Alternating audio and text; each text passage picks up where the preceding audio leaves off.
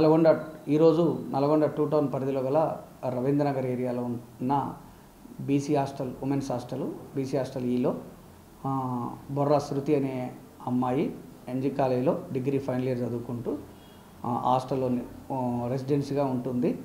ఈ అమ్మాయిది వచ్చేసి కొట్టాల గ్రామం మరిగూడ మండలం. ఈ అమ్మాయి రెగ్యులర్గా అదే హాస్టల్లో ఉంటూ ఎన్జీ కాలేజీలో బీకామ్ ఫైనల్ ఇయర్ చదువుకుంటూ వచ్చిపోతుండేది. ఈ అమ్మాయికి ఇటీవల వాళ్ళ తల్లిదండ్రులు పెళ్లి సంబంధం చూసి పెళ్లి చేద్దామని అనుకున్నారు. కానీ ఆ అమ్మాయికి ఇప్పుడే పెళ్లి చేసుకోవడం ఇష్టం లేదు. ఇటు విషయంలో ఆ తల్లిదండ్రులకు ఆమె నేను వద్దని చెప్పలేక కొంచెం ఆమెలో మదనపడి బయటికి చెప్పలేక ఈరోజు వాళ్ళ తల్లిదండ్రులు ఇంటికి రమ్మనగా వస్తున్నా అని చెప్పేసి నేను హాస్టల్లోనే బాత్రూమ్ ఏరియాలోకి వెళ్ళి తన యొక్క చున్నీతోని ఊరేసుకున్నది. అక్కడ గమనించిన తోటి విద్యార్థులు మరియు హాస్టల్ సిబ్బంది వెంటనే గవర్నమెంట్ హాస్పిటల్ నల్గొండకు తరలించగా డాక్టర్స్ ఆ అమ్మాయిని చనిపోయినట్టుగా ధృవీకరించడం జరిగింది. ఇటు విషయంలో వాళ్ళ తండ్రి నరసయ్య గారి ఫిర్యాదు మేరకు కేసు నమోదు చేసుకొని దర్యాప్తు ప్రారంభించడం అయింది. ఇటు విషయంలో మాకు ఎటువంటి సూసైడ్ లెటర్ లభించలేదు. తదుపరి ఇన్వెస్టిగేషన్లో ఇంకా పూర్తి వివరాలు.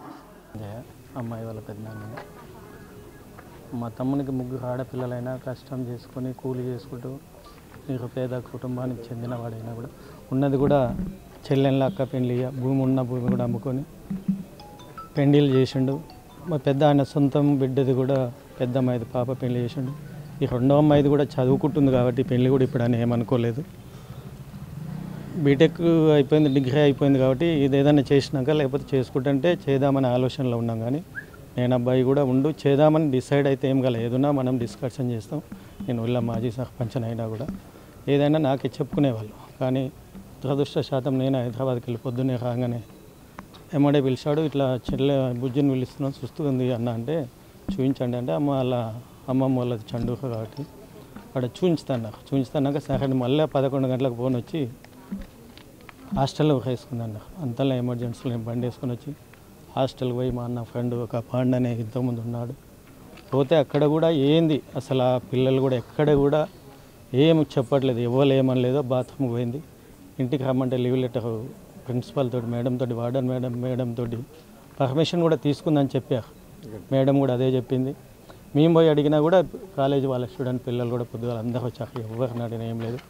అది ఏమైందో ఎట్లయిందో అని పోలీసు వాళ్ళ కాడ కూడా పోయి నిరుపేద కుటుంబం కాబట్టి అతనికి ఏదన్నా న్యాయం చేసి కాల్ డేటా ఇవన్నీ ఏదైతే ఉన్నాయో అవన్నీ చూసి వాళ్ళకి న్యాయం చేయాలి సార్ అంటే తప్పకుండా చేస్తాము. ఎస్ఐ గారు వాగ్దానం చేశాడు. అదే కూడా అసలు ఎక్కడ ఏంటంటే ఇంత చావవలసిన పని కూడా లేదు. ఎందుకు అయిందో ఏదో చట్టహత్య చర్య తీసుకొని మా పాపకు మాకు కుటుంబాలకు న్యాయం చేయాలని కోరుతూ మీడియా పెద్ద అన్న అవుతాను. అంజయ్య బుర్రా అంజయ్య. 3 సంవత్సరాలు అయితే ఇక్కడ చదువుకోబట్టి. రెండవ అమ్మాయి ఫస్ట్ మ్యారేజ్ అయ్యింది. ఈరోజు పానం చూస్తుందంటే ఇంటికి రాబిజ్జాను. ఇంటికి రా అంటే వస్తాను. వాళ్ళ అమ్మ హాస్పిటల్ చండూరు చూపించుతా రాబుజ్జి నువ్వు అని చెప్పింది. చెప్తే వచ్చింది. చండూరుకి వాళ్ళ అమ్మ వచ్చింది. అవన్నీ ఊరేసుకుంది. తెలిసిపోయింది. అంతనే వెళ్ళి వచ్చింది. మేము హాస్పిటల్ ఇటుకు వచ్చాం. ఏమనలేదు సార్ మేము. వచ్చి రాబుజ్జి హాస్పిటల్ నీకు కొద్దిగా తల నొప్పులు ఇస్తుంది రా అని అన్నది.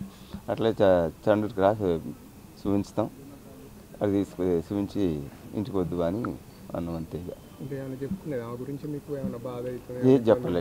ఇక పానం అంతా చూస్తుంది జర అని అంటే రాబుజ్జి మీ మమ్మీ వస్తుంది చండూరు వస్తుంది, చండూరుకి నల్గొండకి ఎందుకు చండూరు చూపించుకొని ఇంటికి వద్దు అని చెప్పిన. తీసుకురాను ఇక అమ్మ వాళ్ళ అమ్మని తోలినా. నేను షెల్క ఊళ్ళోనే ఉన్నాయి. ఏం చేస్తారు ఇంకేడ సంబంధం ఏం చూడలే. ఇక ఉంటారు మేనోళ్ళు ఉన్నారు కానీ సంబంధం అయితే ఏం చూడలేదు అనుకోలేదు. Local to global news at your finger tips. మీ చేతిలో ఒక ఆయుధం. Download Raw TV app. Media legend Ravi Prakash is back.